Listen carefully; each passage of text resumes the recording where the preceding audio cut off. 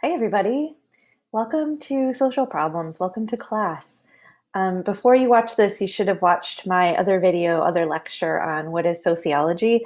That's especially important if you haven't had a sociology class yet. If you have had a sociology class, it'll just be a real quick refresher on the basic stuff like sociological imagination and what sociology is. Welcome to the discussion of what makes something a social problem. What are social problems? Let me just move my face. Hang on.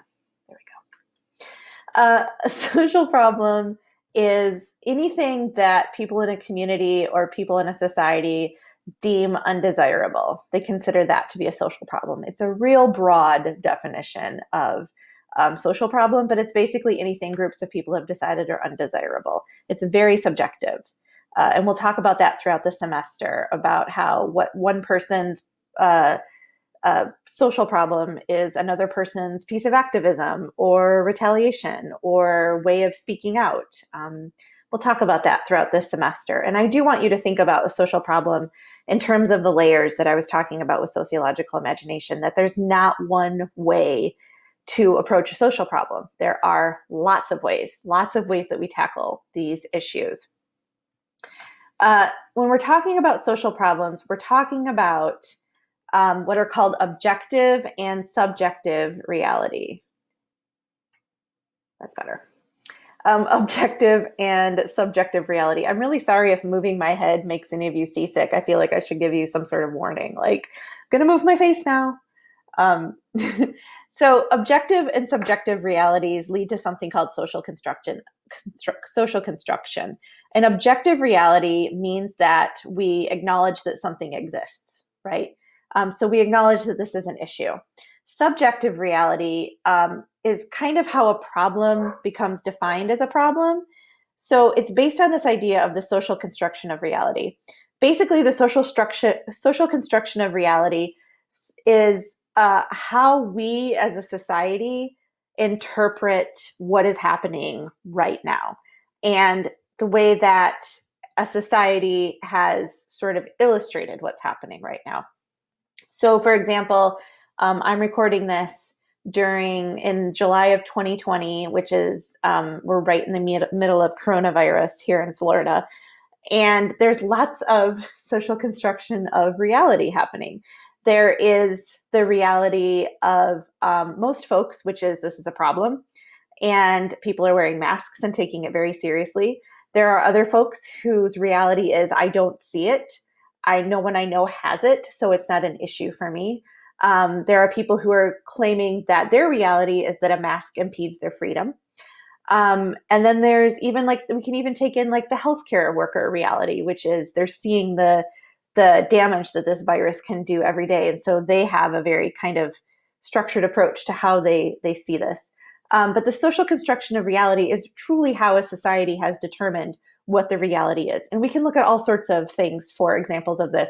We can look at the power media has, right? Different media outlets have the power to construct different realities for folks, depending on who they want to appeal to. This all leads to social constructionism. Basically, social constructionism says that a problem is a problem because we say it is, right? So something has become a social problem because we've perceived it to be a problem. So when we're talking about social problems, we also talk about moving from problem to solution. And we're going to kind of get into this more toward the end of the semester, but I want you to be aware that social problems aren't meant to just sit as a problem. They're meant to be something that is dealt with and is actionable. People really like to use the term actionable. But solutions that require some sort of social action.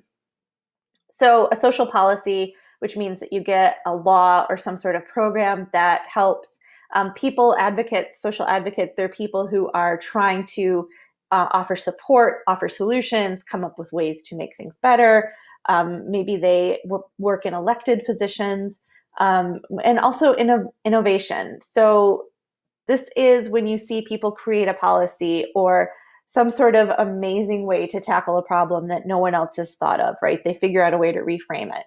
But when we're talking about problems, we're also talking about solutions. So here's an example of the media as a social problem. Um, so it should not come as a surprise to you all that most of our media is owned by like 4 or 5 different companies. If this is a surprise to you, please take a second and Google how many media are owned by only a few massive conglomerates. So basically, the mass media is controlled by very few people, which then means we can control public opinion.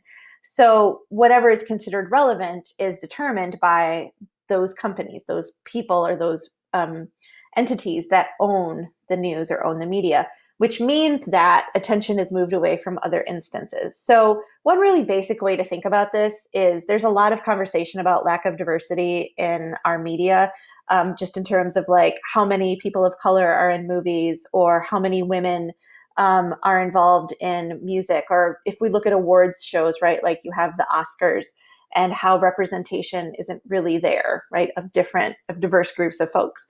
And you're going to hear a podcast about this in a little bit from Samita Nandi, who studies celebrity culture, in a couple of weeks when we talk about culture. But basically, if we think about the media, we can think about the way attention is diverted away, and there becomes a tendency to focus on characteristics of people. So there's a distraction happening. So I have 2 videos for you to pause me and watch. The first is on school violence, and the second is a TED Talk from a former model. So take a few minutes and watch those. Put me on pause, and then when you're done, come back to me. And I will give you a pause pose. I like to do pause poses if you didn't catch that in the first video. I will give you a pause pose of me looking super cute or ridiculous in order to give you something to come back to. So we'll just do the thinker for now.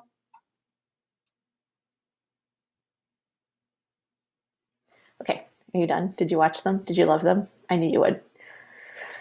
All right, so the result of these types of distractions is that when we look at people who are considered deviant, we don't look at people who are considered powerful. So, for example, we look at the criminal instead of the law or the prison system. You can see this happening right now with the Black Lives Matter protests that are happening all over the US and all over the world. You see a lot of attention being paid to the protesters and sort of random acts of rioting that are happening, and not a lot of attention paid to the laws that they're trying to change, the things that have happened to people that have brought them to this point, right? There's that focus just on what is right now being considered deviant instead of what these people are protesting and why they're trying to show actions that are unjust.